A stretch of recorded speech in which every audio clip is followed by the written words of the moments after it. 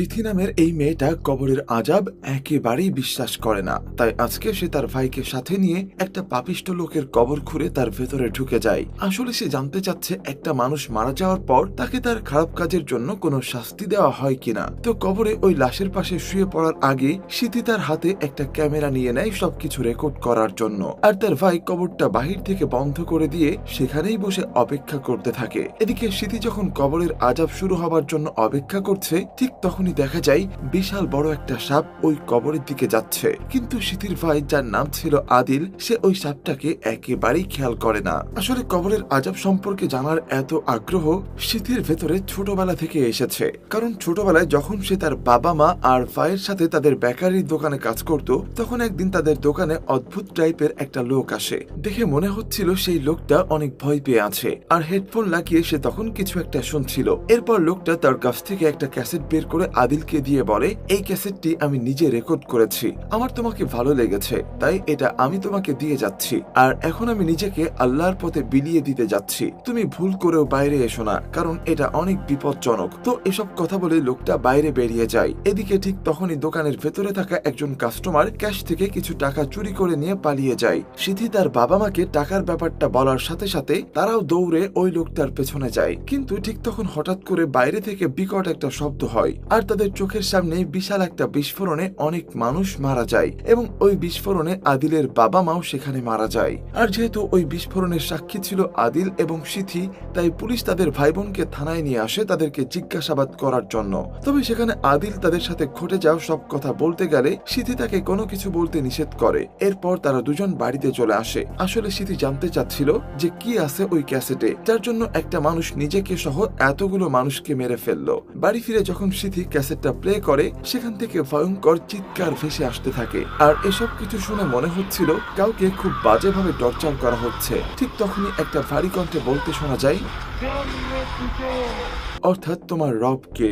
লোকটা যখন ওই প্রথম উত্তর দিতে পারে না, তখন তাকে আরো অনেক টর্চার করা হয়। এই রেকর্ডিং শুনে তারা দুই ভাই বোন অনেক ভয় পেয়ে যায়, আর বুঝে যায় এটা কোনো কবরের আযাবের রেকর্ড করা অডিও। যাই হোক, এরপর দেখা যায় আদিল এবং সিথি দুজনেই তাদের বাবা মা মারা যাওয়ার কারণে এখন তাদের গ্রামের একটা এতিমখানায় পড়াশোনা করে। আর একদিন ক্লাসে পড়ার সময় সিথির সামনেই তাদের টিচার আলোচনা করছিল কবরের আযাব সম্পর্কে। তখন সিথি বলে ওঠে, কবরের আযাব বলতে কিছু হয় না, এইসব কিছু মানুষের বানানো কল্পনা। যারা খারাপ মানুষ দুনিয়ায় খারাপ কাজ করে, তারা দুনিয়াতেও বাহাদুরি করে যায়, এমনকি মৃত্যুর পরেও তাদের কোনো শাস্তি হয় না। আসলে তার কথা থেকে এটা বোঝা যাচ্ছিল যে তার বাবা মা মারা যাওয়ার পর থেকে সে ধর্মীয় বিষয়ের উপর আস্থা হারিয়ে ফেলেছে। কেননা যে লোকটা বোম ব্লাস্ট করেছিল, সে কবরের আযাবের হাত থেকে মুক্তি পাওয়ার জন্যই এই কাজ করেছিল। কিন্তু তখন টিচার তাকে বলে, তুমি বাচ্চা মেয়ে, তাই ভুল করছো, এখনো সময় আছে, তওবা করে ফিরে আসো। তো যাই হোক, এরপর ক্লাস শেষ হলে সিথি তার ভাই আদিলের সাথে দেখা করে। আসলে আদিল আর সিথি অনেকদিন ধরে এই মাদ্রাসা থেকে পালিয়ে যেতে চাচ্ছিল, আর তাই অবশেষে আজকে তারা মাদ্রাসা থেকে কিছুটা দূরে জঙ্গলের ভেতরে দেখা করে। আর তখন আদিল তার বোনকে জানায় এই মাদ্রাসা থেকে বের হওয়ার দুটি রাস্তা রয়েছে। একটা হচ্ছে মেইন রাস্তা, যেখানে মাদ্রাসার লোকজন পাহারা দেয়, আর অন্য একটা রাস্তা হচ্ছে তাদের সামনে থাকা এই টানেলটা। কিন্তু সবাই বলে টানেলটা নাকি ভুতুরে, আর এর ভেতরে কোনো মানুষ ঢুকলে সে আর ফিরে আসতে পারে না। তবে সিথি এসবের কিছুই তোয়াক্কা করে না, তাই সে ভাই আদিলকে নিয়ে এই টানেলের ভেতর ঢুকতে শুরু করে। তবে ভেতরে যেতে যেতে এক পর্যায়ে সেখানে অন্ধকার এতটাই বেড়ে যায় যে সিথি আর তার ভাইকে দেখতে পায় না। তখন তার ভাইকে খুঁজতে খুঁজতে হঠাৎই সে তার সামনে তাদের মাদ্রাসার ড্রেস পরা একটা বাচ্চাকে বসে থাকতে দেখে। তখন সে ওই বাচ্চা ছেলেটাকে তার নাম জিজ্ঞাসা করে। তখন ওই ছেলেটা অদ্ভুত ভাবে দাঁড়িয়ে উত্তর দেয়, তার নাম ইসমাইল। তবে ছেলেটার হাবভাব দেখে সিথি বুঝতে পারে এটা মোটেই কোনো সাধারণ মানুষ নয়, বরং হয়তো কোনো জিন বা প্রেতাত্মা। তাই ভয় পেয়ে সিথি সেখান থেকে উল্টো দৌড় দিয়ে আবার টানেলের বাইরে বেরিয়ে আসে। আর বের হয়ে দেখে তার ভাই আদিল গ্রামবাসীদেরকে নিয়ে বাইরে তার জন্য অপেক্ষা করছে। তো যাই হোক, এরপর তাদের দুজনকে ধরে আবারও সেই এতিমখানায় পাঠিয়ে দেয়া হয়। এরপর আমরা দেখতে পাই মাদ্রাসার হুমায়রা নামের একজন টিচার সিথিকে একটা লাল রঙের হিজাব পরিয়ে দিচ্ছে। কারণ এই মাদ্রাসায় কেউ যখন কোনো অপরাধ করে, তাকে লাল হিসাবে চিহ্নিত করে থাকতে হয়, যাতে সবাই বুঝতে পারে সে কোনো অপরাধ করেছে। তবে হিজাব পরানোর সময় সিথি গতদিন টানেলের ভেতর দেখা সেই ইসমাইল নামের ছেলেটার ব্যাপারে ম্যাডামের কাছে জিজ্ঞাসা করে, কিন্তু ইসমাইলের নাম শুনে ম্যাডাম হুমায়রা বেশ অবাক হয়। সে কিছু একটা বলতে যাচ্ছিল, কিন্তু তার আগে সেখানে মাদ্রাসার বড় ম্যাডাম চলে আসে। যাই হোক, এরপর সিথি তার বান্ধবীদের সাথে সকালবেলা যখন পড়তে যাচ্ছিল, তখন সে তাদের মাদ্রাসায় কালো গাড়িতে কাউকে আসতে দেখে। আর এই লোকটাই মূলত এই মাদ্রাসার প্রতিষ্ঠাতা, তাই মাঝে মাঝেই সে এখানে আসে। তো ওই দিন রাতে যখন সিথি ক্লাসে বসে পড়াশোনা করছিল, তখন হঠাৎ করে জানালার বাইরে সে প্রধান শিক্ষিকা আর টিচার হুমায়রার কথা শুনতে পায়। আর তাদের দুজনের কথা শুনে সিথি বুঝতে পারে আজকে ওই কালো গাড়িতে আসা লোকটা মাদ্রাসার কোনো ছেলেকে নিয়ে মজা করবে, আর এমন কাজ নাকি সে প্রতিনিয়তই করে। তখন ম্যাডাম হুমায়রা বলে, আমরা কোনো প্রতিবাদ করিনি বলে ইসমাইল নামের সেই ছেলেটা তারা এই বাজে কাজ করার সময় মেরে ফেলেছে, তাই আমি চাই না আর কোনো ছেলের সাথে এরকম ঘটনা ঘটুক। কিন্তু তখন অন্য টিচার তাকে থামিয়ে দেয় আর বলে, আমাদের কাছে এই ব্যাপারে কোনো প্রমাণ নেই, আর তাছাড়া সে বাচ্চাদের জন্য ওই মাদ্রাসায় অনেক টাকা পয়সা ডোনেট করে। এটা শুনে হুমায়রা প্রধান শিক্ষিকাকে জিজ্ঞেস করে, এবার কাকে পাঠানো হবে? তখন প্রধান শিক্ষিকা বলে, এবার পাঠানো হবে সিথির ভাই আদিলকে। আর এটা শোনা মাত্রই সিথি বুঝতে পারে তার ভাইয়ের সাথে আজ রাতে অনেক খারাপ কিছু ঘটবে, তাই সিথির সাথে সাথে দৌড়ে তাদের মালিকের বাংলোর দিকে যেতে থাকে। আর সেখানে দূর থেকে সিথি ভেতরে বসা আদিলকে দেখতে পায়, কিন্তু তারা কাছে যাওয়ার আগেই সিকিউরিটি তাকে ধরে ফেলে। অন্যদিকে বাড়ির ভেতর থেকেও একটা হাত এসে আদিলকে রুমের মধ্যে টেনে নিয়ে যায়, আর দরজা বন্ধ করে দেওয়া হয়। সিথিকেও একটা আলাদা রুমে বন্দি করে রাখা হয়। সে অনেক চেষ্টা করে জানালায় থাকা কাঠগুলোকে খুলে সেখান থেকে বের হওয়ার, কিন্তু এই চেষ্টার কারণে তার হাতের নখ উঠে যায়। তারপরও বহু কষ্টে সে জানালার কিছু কাঠ খুলে সেখান থেকে বের হয়ে আসে। বাইরে বের হওয়ার সাথে সাথে সে দেখতে পায় তার সামনে টিচার হুমায়রা দাঁড়িয়ে আছে। আসলে সে এখানে সিথিকে সাহায্য করতে এসেছিল। একটা ব্যাগে করে হুমায়রা সিথিকে কিছু খাবার, একটা টর্চ আর কিছু টাকা দেয়, আর এগুলোকে নিয়ে তাকে বলে, এখান থেকে পালিয়ে যাও। সিথি পালানোর সময় সেই মালিকের গাড়ি আসতে দেখে, আর সে বুঝতে পারে এর মধ্যে তার ভাই আদিলও আছে। আর তাই সে ড্রাইভারকে কনফিউজ করার জন্য একটা ঢিল ছুঁড়ে মারে। কি হয়েছে এটা দেখার জন্য ড্রাইভার যখন গাড়ি থামিয়ে বাইরে বের হয়, এই সুযোগে সিথি তার ভাইকে নিয়ে সেখান থেকে পালিয়ে আসে। আর এবারও বাধ্য হয়ে তাদেরকে সেই ভুতুরে টানেল দিয়েই বাইরে যেতে হবে। তারা যখন টানেলের ভেতর দিয়ে আগাচ্ছিল, তখন আদিল কেমন যেন একটা ঘোরের মধ্যে ছিল। আসলে তার সাথে একটু আগে যা হয়েছে সেটা যে কোনো বাচ্চাকেই মানসিকভাবে ভেঙে দেবে। কিন্তু তারা দুজন যখন অন্ধকারে এগিয়ে যাচ্ছিল, হঠাৎ করে আবার সিথি পাশে আদিলকে দেখতে পাচ্ছিল না, আর তার সামনে আবারও ইসমাইলের আত্মা চলে আসে। তাই সিথি ভয় পেয়ে আবারও আদিলকে খুঁজতে খুঁজতে দেখে আদিল নিজেও ভয়ে তার দুই কান বন্ধ করে বসে আছে। সিথি এসে আদিলকে নিয়ে টানেলের অন্য প্রান্ত দিয়ে বের হওয়ার চেষ্টা করে। বেশ কিছু দূর দৌড়ে আসার পর তারা চোখের সামনে আলো দেখতে পায়। এখানে দেখে মনে হচ্ছিল তারা হয়তো অন্ধকার দুনিয়া থেকে আলোতে প্রবেশ করেছে। এরপর অনেকগুলো বছর কেটে গেছে। সিথি আর আদিল তারা দুজনেই এখন অনেক বড় হয়ে গেছে। সিথি এখন একটা বয়স্ক আশ্রমের নার্স, আর আদিল মৃতদের গোসল করানো থেকে কবর পর্যন্ত সব কাজগুলো করে থাকে। চলুন এই আশ্রমের কিছু মানুষের সাথে আমরা পরিচিত হই, কারণ তারা গল্পের সাথে ওতপ্রোতভাবে জড়িত। এখানে ছিল একজন অন্ধ মহিলা যার নাম জুইটা, আর সে নাকি মৃত মানুষের সাথে কথা বলতে পারত। আর সেখানে ছিল একটা বয়স্ক দম্পতি যাদেরকে মিস্টার নানি এবং মিসেস নানি নামে ডাকা হতো। তারা দুজন এই আশ্রমে রোমান্টিক কাপল ছিল। এরপর সেখানে ছিল লানি নামের আরেকজন কম বয়সী নার্স, আর এছাড়াও সেখানে আরো একজন বৃদ্ধকে দেখা যায় যে বসে বসে টিভিতে তার মেয়েকে দেখছিল, কারণ সে একটা টক শো এর উপস্থাপিকা। এরপর দেখা যায় সিথি মিস্টার হোয়াইট রুমে খাবার দিতে এসেছে, কিন্তু সে দেখে মিস্টার ওয়াইহু বাচ্চাদের মতো কান্না করছে আর বলছে, আমার মা কোথায়? ঠিক যেমন বাচ্চারা মাকে কাছে দেখতে না পেলে কান্না করে, ঠিক তেমনি সিথিও তখন বাচ্চাদের মতো ট্রিট শুরু করে দেয়। কিন্তু অবাক করা বিষয় হচ্ছে সিথিকে দেখা যায় ওয়াইর এই কান্নার মোমেন্টগুলো সে ভিডিও করে রাখছে। কিন্তু কেন? এরপর যখন সে রুমে আসে তখন দেখা যায় এর আগেও সে এমন অনেক ভিডিও করেছে যেগুলো সে তার ল্যাপটপে যত্ন করে রেখে দিয়েছে। আর এরপরেই তাকে দেখা যায় আরো কিছু ভিডিও দেখতে, যেখানে সায়েন্টিস্টরা ভূত প্রেত আর মৃত্যুর পরের জীবন নিয়ে আলোচনা করেছে। তবে সিথি কিন্তু এসব একদমই বিশ্বাস করে না। এর পরের দৃশ্যে আমরা দেখতে পাই আদিলকে। সে একটা মৃতদেহ গোসল করাচ্ছিল, আর গোসল করানোর পর সে ওই লোকটাকে কবরে দেয়। আর সেখানে তার পাশে সিথিকে দেখা যায়। তাদের দুজনের কথা থেকে এটা স্পষ্ট বোঝা যায় যে সিথির মাথা থেকে এখনো কবরের আযাবকে মিথ্যা প্রমাণ করার ভূত নামেনি। আর সে এই নার্সিংহোমে চাকরি নিয়েছে যাতে একজন বৃদ্ধ মানুষেরা মারা গেলে সব থেকে খারাপ মানুষটাকে সেটা জানতে পারে এবং তার কবরের আযাব হচ্ছে কিনা এটাও পরীক্ষা করে দেখতে পারে। আর তার ভাই আদিলকেও লাশ গোসল করানোর আর কবর দেওয়ার চাকরিও সে দিয়েছে এই কারণেই। সিথির প্ল্যান ছিল যে সে যে করেই হোক এটা প্রমাণ করবে যে কবরের আযাব বলতে কিছুই হয় না। আর সেই লোকটা যে তাদের দোকানের সামনে বোম ব্লাস্ট করেছিল, সে আসলে পাশের আমেরিকান দোকানটাকে উদ্দেশ্য করে আক্রমণ চালিয়েছিল, কারণ তার মনে হচ্ছিল হয়তো অন্য ধর্মের মানুষকে মারতে পারলে সে কবরের আযাব থেকে বেঁচে যাবে। আর পরবর্তীতে সে কবর থেকে ওই লোকটার আযাবের শব্দ রেকর্ড করেছে বলে জানিয়েছিল। সেই কবরটাও তারা খুঁজে বের করেছে, কিন্তু এখানে কোনো আযাবের প্রমাণ তারা পায়নি। আদিল তখন সিথিকে বলে, এসব কিছু অনেক বাড়াবাড়ি হয়ে যাচ্ছে, তুমি তো নিজেই এতগুলো কবর দেখেছো, আর তুমি দেখতে পাচ্ছ যে এগুলোতেও কোনো আযাব হচ্ছে না, তাহলে এটা তো সবাইকে জানাতে পারো। কিন্তু সিথি বলে, এভাবে জানালে কেউ আমাদের কথা মানবে না, তাই অবশ্যই আমাদেরকে এর পক্ষে প্রমাণ জোগাড় করতে হবে। আদিল তখন জিজ্ঞেস করে, তাহলে টানেলের ভেতর ইসমাইলকে তো তুমি নিজের চোখে দেখেছো, সেটাও কি এখন অবিশ্বাস করবে? তখন সিথি বলে, ওটা হয়তো আমাদের হ্যালুসিনেশনের কারণে হয়েছিল। তো আদিল এটা শুনে আর কথা বাড়ায় না। তখন সিথি বলে, আমি এমন একজন মানুষকে চিনি যে সব থেকে বেশি পাপিষ্ঠ ব্যক্তি, আমি তার মৃত্যুর জন্যই অপেক্ষা করছি।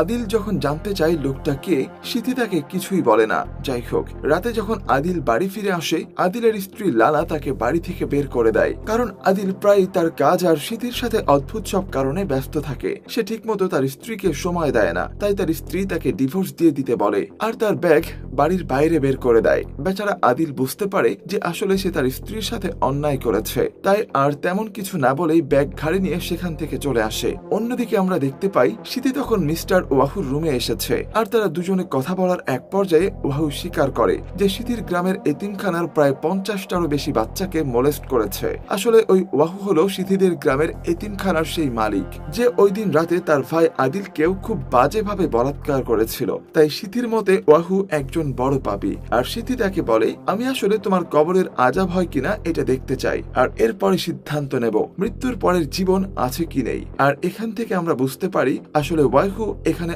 আছে জেনেই সিথি এই বৃদ্ধাশ্রমে চাকরি নিয়েছে, যাতে সে মারা গেলে তার কবরের আযাব হয় কিনা এটা পরীক্ষা করতে পারে। কিন্তু তাদের এই কথাগুলো সবকিছুই এতক্ষণ বাইরে থেকে দাঁড়িয়ে শুনে ফেলে আদিল, আর সে ভেতরে এসে ওয়াহুকে দেখে নিজের রাগ কন্ট্রোল করতে পারে না, কারণ যে লোকটা তার শৈশবের স্মৃতিকে দুঃস্বপ্নে পরিণত করেছে তাকে কিভাবে ছেড়ে দেবে আদিল। তাই ওয়াহুর গলা চেপে তাকে মেরে ফেলতে লাগে আদিল, কিন্তু সিথি তাকে বারবার ছেড়ে দিতে বলে, কারণ সে চায় যদি কবরের আযাব সত্যি হয়ে থাকে তাহলে সে যেন তার শাস্তিটা কবরে গিয়েই পায়। কিন্তু আদিলের কথা শুনে বোঝা ছোটবেলার এই ধাক্কার কারণে সে মানসিকভাবে এতটা ডিস্টার্ব যে নিজের ক্যারিয়ার এবং ফ্যামিলির উপর সে ঠিকমতো ফোকাস করতে পারে না। হঠাৎ করে ওয়াহু তার ড্রয়ার থেকে একটা বন্দুক বের করে আর নিজের মুখে ঢুকিয়ে গুলি করে দেয়, আর সাথে সাথেই সে সেখানে মারা যায়। গুলির শব্দে আশ্রমের বাকি মেম্বাররা সেখানে এসে হাজির হয়, আর এই ঘটনা শুনে ওয়াহুর পরিবার তার মৃত্যুটাকে পাবলিক করতে চাচ্ছিল না, তাই সেই রাতেই তাকে দাফন করার সিদ্ধান্ত নেওয়া হয়। আর কেউ না থাকার কারণে বাধ্য হয়ে আদিলকেই তার লাশটাকে গোসল করাতে হয়। অনেক ঘৃণা আর আক্ষেপ নিয়ে আদিল তার লাশ গোসল করাতে থাকে, কিন্তু তার এত পরিমাণে ঘৃণা লাগছিল যে সে বমি করে দেয়। পরের দিন সিথি আর আদিলকে ওয়াহুর কবরের কাছে দেখা যায়। মূলত সিথির প্ল্যান হলো সে কবরের আযাব নিজের চোখে দেখবে, আর এটা রেকর্ড করে সারা দুনিয়াকে দেখাবে যে আসলে কবরের আযাব বলতে কিছুই নেই। সে তাদেরকে ভুল প্রমাণ করবে। তাই সিথি কবরের ভেতর থেকে ওয়াহুর লাশের পাশে শুয়ে পড়ে। তার বাবা মা মারা যাওয়ার পর থেকেই সে নাস্তিক, কিন্তু যখন সে কবরের ভেতরে শুয়ে পড়ে তার মুখ দেখে বোঝা যাচ্ছিল সিথি আসলে অনেক বেশি কনফিউজড। সে জানে না এখন কি হতে পারে। যদি সবকিছু সত্যি হয় তাহলে সে কি করবে। আদিল তখন কবরটাকে উপর থেকে ঢেকে দেয়। সিথি তার ক্যামেরাটা অন করে আর অপেক্ষা করতে থাকে কবরের আযাবের। সিথিকে ভেতরে ঢুকিয়ে আদিল কবরের পাশে বসেছিল একটা হারিকেন নিয়ে। আসলে সেখানে একটা ছোট্ট করে ছিদ্র করা ছিল, কারণ যদি কোনো বিপদ হয় তাহলে যেন সিথি তার ভাইকে সাহায্যের জন্য ডাকতে পারে। সিথি সেই ছিদ্র দিয়ে কিছু পোকা আসতে দেখে। অন্যদিকে আদিল বাইরে বসে একটা সাপ দেখতে পায়, কিন্তু এই ছাড়া সারা রাতে তেমন কিছুই হয় না।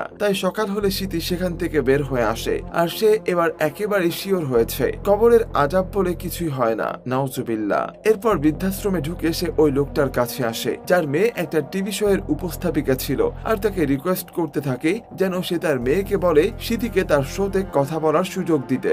আর সিথির কথাটা লোকটা তার মেয়েকে বলে সিথিকে ওই শোতে যাওয়ার ব্যবস্থা করে দেয়। আসলে সিথি চাচ্ছিল সে এই শো এর মাধ্যমেই তার করা ভিডিও ফুটেজ দেখে সবাইকে প্রমাণ করবে যে কবরের আযাব বলতে কিছুই নেই। নাউজুবিল্লাহ। তো পরের দিন সিথি চলে আসে সেই শোতে, আর সেখানে এসে সে তার জীবনের গল্প বলতে শুরু করে। সে প্রথমেই এই সুইসাইড বোম্বারের কথা কথা বলে, যে শহীদের মৃত্যু পাওয়ার জন্য আত্মঘাতী হামলা করেছিল, যার কারণে তাদের মা বাবা মারা গিয়েছিল। সে মিস্টার ওয়াহির কথাও বলতে থাকে যে ওয়াহু কিভাবে মানুষের চোখের সামনে সবার উপকার করে ভালো সেজে থাকতো, অথচ রাতের অন্ধকারে সেই মানুষগুলোর থেকেই সে তার নোংরা ইচ্ছা পূরণ করত। আর তাই সিথির মতে কবরের আযাব হচ্ছে একটা ভ্রান্ত ধারণা, কারণ যদি সেটা সত্যি হতো তাহলে মিস্টার ওয়াহির মতো লোকের অবশ্যই কবরের মধ্যে আযাব হতো, কিন্তু তার তেমন কোনো কিছুই হয়নি। এটার প্রমাণ হিসেবে আজ সিথি তার ভিডিও ফুটেজ এনেছে, যেটা সে সবাইকে দেখাতে চায়। কিন্তু এই ফটোটা যখন অন করা হয় তখন দেখা যায় সেখানে কিছুই নেই। সিথি প্রচন্ড রেগে যায় আর শোয়ের ম্যানেজারকে রাগারাগি করতে থাকে। সে বলে নিশ্চয়ই ওয়াহির ছেলে মেয়েরা তাদেরকে টাকা দিয়েছে, তাই তোমরা ফুটেজ পাল্টে ফেলেছ। কিন্তু একটু পরেই তার ভুল ভাঙে। সে বুঝতে পারে আসলে ফুটেজটা আদিল পাল্টে দিয়েছে। তাই শো থেকে ফিরে এসে আদিলকে অনেক বেশি কথা বলতে শুরু করে। সিথি বারবার তাকে বলতে থাকে, এই এক্সপেরিমেন্টের জন্য আমি কত বছর অপেক্ষা করেছি, অথচ তোমার কারণে শেষ পর্যন্ত সবকিছু নষ্ট হয়ে গেল। এটা শুনে প্রথমে আদিল চুপ করে থাকে, কিন্তু এরপর সে তার বোনের বিরুদ্ধে মুখ খোলে আর সে বলতে থাকে, তোমার জন্য আমিও আজকে নাস্তিকের কাতারে দাঁড়িয়ে আছি। সেদিন যদি তুমি চোরদের টাকা নেওয়ার ব্যাপারটা বাবা মাকে না বলতে, তাহলে আজকে তারা বেঁচে থাকতো। আর তুমি যে এই বৃদ্ধাশ্রমে মানুষকে সেবা করছো, এটা শুধুমাত্র তোমার দেখানোর জন্য। তুমি নিজের স্বার্থ ছাড়া এখনো পর্যন্ত কিছুই করনি, এমনকি সারা জীবন তুমি নিজের জেদ পূরণ করার জন্যই আমাকেও ব্যবহার করেছো। এটা বলে আদিল সেখান থেকে চলে যায়। আর নিজের ভাইয়ের এত কঠিন কথায় সিথি বেশ কষ্ট পায়। সে নিজের রুমে এসে তার মা বাবার ছবি বুকে জড়িয়ে ধরে কাঁদতে শুরু করে। হঠাৎ করে সে ওয়াহির ঘর থেকে শব্দ শুনতে পায়, সেখানে কেউ একজন তার নাম ধরে ডাকছে। আর সে যখন চেক করার জন্য ওয়াহির ঘরে আসে, সেখানে বেশ কিছু অস্বাভাবিক ছায়া দেখতে পায়। সিথি বুঝতে পারছিল না তার সাথে কি হচ্ছে, কিন্তু হঠাৎ করে সেখানে সেই রোমান্টিক কাপলের মিসেস নানি চলে আসে। সে এসে সিথিকে জানায় তার স্বামী তাকে ধোঁকা দিয়েছে। তাদের এত বছরের সম্পর্কে এই প্রথম তার স্বামী অন্য মেয়ের সাথে ঘনিষ্ঠ হয়েছে। কিন্তু সিথি প্রথমে তার কথা শুনে বিশ্বাস না করলেও যখন সে চেক করতে আসে তখন সে নিজের চোখে দেখে বিশ্বাস করে। আসলে মিস্টার নানি সেই কম বয়সী নার্স লানির সাথে সময় কাটাচ্ছিল। মিসেস নানি সহ আশ্রমের বাকিরাও সেখানে চলে আসে। মিসেস নানি বারবার করে বলতে থাকে সে আর তার স্বামীর সাথে কিছুতেই থাকবে না, কিন্তু সিথি তাকে কোনো মতে শান্ত করে মিস্টার ওয়াহির রুমে নিয়ে আসে। কিন্তু মিস্টার নানি সিথিকে বলে ওকে থাকতে দিও না, সে একা থাকলে উল্টাপাল্টা কাজ করে। এদিকে আমরা দেখি মিসেস নানিকে অন্য রুমে রেখে আসার পর সে নিজের কাপড়ে প্রস্রাব করে ফেলে, আর তাই সে ড্রেস পাল্টে সেটাকে ওয়াশিং মেশিনে ধুতে দেয়। কিন্তু সেখানে কাপড় ঢোকানোর পর সে খেয়াল করে তার হাতে বিয়ের আংটিটা নেই। সেভাবে হয়তো ওয়াশিং মেশিনের ভেতরে পড়ে গেছে, তাই শরীরের অর্ধেক অংশ ভেতরে ঢুকিয়ে সে আংটি খোঁজার চেষ্টা করে। কিন্তু সেই সময় ভুল করে তার হাতে চাপ লেগে মেশিনটা চালু হয়ে যায়, আর মিসেস নানির চুল ওয়াশিং মেশিনে আটকে খুব বাজেভাবে তার মৃত্যু হয়। এদিকে তার মৃত্যুর জন্য মিস্টার নানি বারবার সিথিকে দায়ী করছিল, কারণ সেই তাকে একা মিস্টার ওয়াহির রুমে রেখে এসেছিল। আর এই ঘটনায় সিথি বেশ ভেঙে পড়ে। তাই সে কিছু একটা ভেবে সেই অন্ধ মহিলা জুই তার কাছে চলে আসে এবং বলে আপনি মাঝে মাঝে বলতেন আপনি মৃতদের আত্মাদের সাথে কথা বলতে পারেন, আমি নিজের চোখে এটা দেখতে চাই, তাহলে আমি এটা বিশ্বাস করতে পারবো। কিন্তু জুইতা তাকে বলে তুমি এটা তখনই দেখতে পারবে যখন তুমি বিশ্বাস করবে। আর এরপর তারা বেশ কয়েকজন মিলে সেখানে আত্মা ঢাকার প্রসেস শুরু করে। টেবিলের উপর কিছু মোমবাতি জ্বালিয়ে সিথি, জুইতা আর নানির হাজবেন্ড সহ আরো দুজন লোক সেখানে বসে। মিস জুইতা নানির আত্মাকে ডাকতে থাকে তাদের কাছে আসার জন্য। নানির আত্মা এক পর্যায়ে মিস জুইতার ভেতরে প্রবেশ করে, আর মিস্টার নানি তখন বলে আমি তোমাকে অনেক বেশি ভালোবাসি, তুমি আমাকে মাফ করে দাও, তা না হলে আমি মৃত্যুর পরেও শান্তি পাবো না। কিন্তু এই কথা শুনে মিস জুইতার ভেতর থেকে মিসেস নানি বলে তোমাকে এই নার্সকে মেরে ফেলতে হবে যার সাথে তুমি ঘনিষ্ঠ হয়েছিলে, আর তা না করলে মৃত্যুর পরেও তোমার সাথে আমার দেখা হবে না। এটা শুনে সিথি বলে ওঠে না না, এটা মোটেও সঠিক না। আর তখন সেখানে থাকা সবাই অদ্ভুত ভাবে সিথির দিকে তাকিয়ে তাকে বলতে থাকে তোমাকে বিশ্বাস করতে হবে সিথি, তোমাকে বিশ্বাস করতে হবে। আর হঠাৎ করে সিথি তার পাশে মিসেস নানিকে বসে থাকতে দেখে। এটা দেখে সে ভয় পেয়ে জানালা খুলে রুমের পরিবেশ স্বাভাবিক করে দেয় আর সবাইকে বলে এখন লাঞ্চ টাইম হয়েছে। আর তাই সবাই উঠে সেখান থেকে চলে যায়। এরপর আদিলকে দেখানো হয় সে একটা লাশকে গোসল করাচ্ছিল। ঠিক তখন তার সাথে কিছু অদ্ভুত ঘটনা ঘটতে শুরু করে। মর্গের ভেতরে একটা লকার থেকে অদ্ভুত আওয়াজ আসছিল। আদিল যখন সেখানে এসে খুলে দেখতে যায়, ভেতরে সে কাউকেই দেখতে পায় না। হঠাৎ করে পেছন থেকে কেউ ধাক্কা দিয়ে তাকে লকারের ভেতরে ঢুকিয়ে দেয় আর বাইরে থেকে দরজা আটকে যায়। আদিল তখন ভেতর থেকে দেখতে পাচ্ছিল যে লাশটাকে সে এতক্ষণ গোসল করাচ্ছিল সেই লাশটা উঠে দাঁড়িয়েছে আর হেঁটে বেড়াচ্ছে। তিন কাঠ হয়ে সিথির বৃদ্ধাশ্রমে চলে আসে। সেখানে সিথি আর লানি কাজ করছিল। লানি তাকে বলে ছোটবেলা থেকে কেউ তাকে ভালোবাসতো না, কিন্তু মিস্টার নানি তাকে গুরুত্ব দিয়েছিল, তাই সে মিস্টার নানির প্রতি দুর্বল হয়ে পড়েছিল। লানি তখন এসব কথা বলছিল, তখনই হঠাৎ করে পেছন থেকে মিস্টার নানি তার উপর আক্রমণ করে। আসলে মিস্টার নানি এই সব কিছু করছিল মিসেস নানির আত্মার কথাই। সিথি লানিকে বাঁচানোর জন্য তাকে অন্য একটা রুমে নিয়ে আসে, কিন্তু এখানেও শেষ রক্ষা হয় না আর অন্য একজন বৃদ্ধ এসে নার্স লানিকে ছুরি মেরে বসে। কিন্তু মারা যাওয়ার আগে লানি সিথিকে বলে এই জীবনের আসলে কোনো মূল্য নেই। এটা বলেই সে নিজেকে আরো কয়েকবার ছুরি মারে আর সেখানেই মারা যায়। যে বৃদ্ধ লানিকে ছুরি মেরেছিল, সিথি তখন তাকে জিজ্ঞেস করে তুমি কেন এমনটা করলে? লোকটা তাকে বলে কবরের আযাব সত্যি আর সে একটা পাপী, তাই আমি তাকে মেরেছি। এখন আমার কবরের আযাব কমে যাবে। সিথি তাকে জিজ্ঞেস করে তুমি এটা কোথা থেকে জানলে? তখন লোকটা হাতের ইশারার টিভির রুম দেখিয়ে দেয়, যেখানে আসার পর সিথি দেখতে পাই সব চ্যানেলে শুধু কবরের আযাবের ব্যাপারে নিউজ হচ্ছে আর এখানে অনেকে দাবি করছে যে তারা কবরের আযাব রেকর্ড করেছে আর নিজেদের কবরের আযাব কমানোর জন্য যে যাকে পাচ্ছে মেরে ফেলছে। আর এসব কিছু করতে শুরু করেছে সিথির সেই ইন্টারভিউর পর থেকে। সিথি নিজেও এসব কিছু বুঝতে পারে। মিস জুইতা তখন তাকে বলতে থাকে এই দুনিয়াটা তোমার জন্যই বদলে গেছে।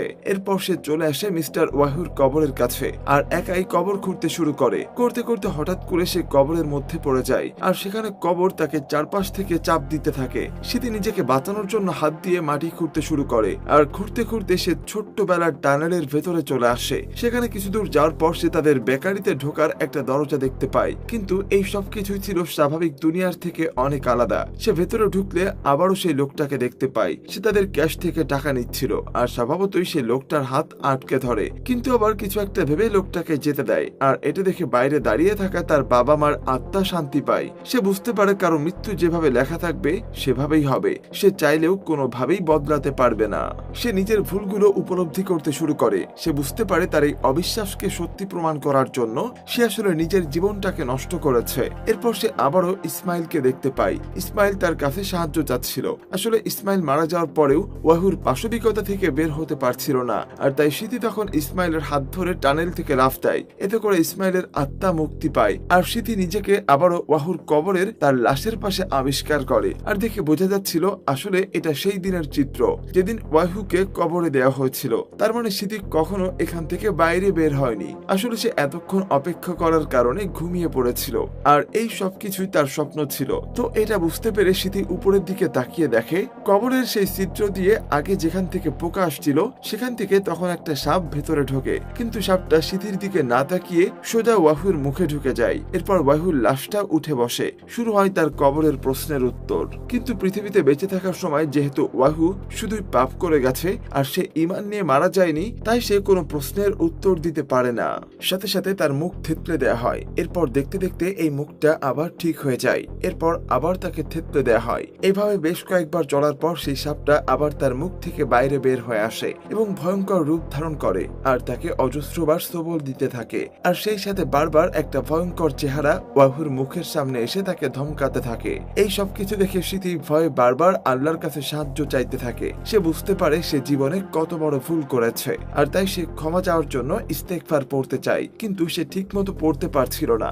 এমন সময় কোন একটা গায়েবী আওয়াজ তার কানে আসে আর সে পুরোপুরি ইস্তেগফারটা পড়ে শেষ করে। কিন্তু মিস্টার ওয়াহুর আযাব তখনও চলছিল। মাটি চারপাশ থেকে এবার তাকে চেপে ধরার জন্য কবর ছোট হয়ে আসছিল। সিথি মনে মনে ভাবছিল হয়তো এটাই তার শেষ দিন, কিন্তু তখনই আদিল উপর থেকে কবরের কাঠগুলো সরিয়ে তাকে বাইরে বের করে আনে। আদিলের অবস্থাও খুব বেশি ভালো না। তারা দুই ভাই বোন সেখান থেকে পালানোর চেষ্টা করে। সিথি বারবার বলতে থাকে আমাদের যে করেই হোক বাঁচতে হবে, কিন্তু তখনই আদিল অসুস্থ হয়ে মাটিতে পড়ে যায় আর সিথি তার কানে একটা ভারী আওয়াজ শুনতে পায়। সে বলছে মান রাব্বুকা।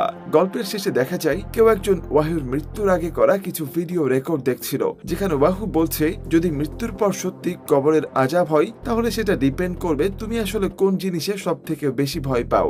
আর আমি জানি তোমার সব থেকে বড় ভয় হলো তাদের কথা যদি সত্যি হয় আর কবরের আযাব যদি সত্যি থেকে থাকে তাহলে তোমার কি হবে। আর এতটুকু পরে মোবাইলটা কেউ একজন বন্ধ করে দেয় আসলে এই হাতটা ছিল মিসেস নানির, আর দূর থেকে একটা ভয়েস শোনা যায় যেটা ছিল মিস্টার নানির। আসলে হয়তো এই গল্পটার এন্ডিং নিয়ে আপনার অনেক কনফিউশন থাকতে পারে, তাই আমি কিছুটা সহজ করে আপনাদেরকে বলে দিচ্ছি।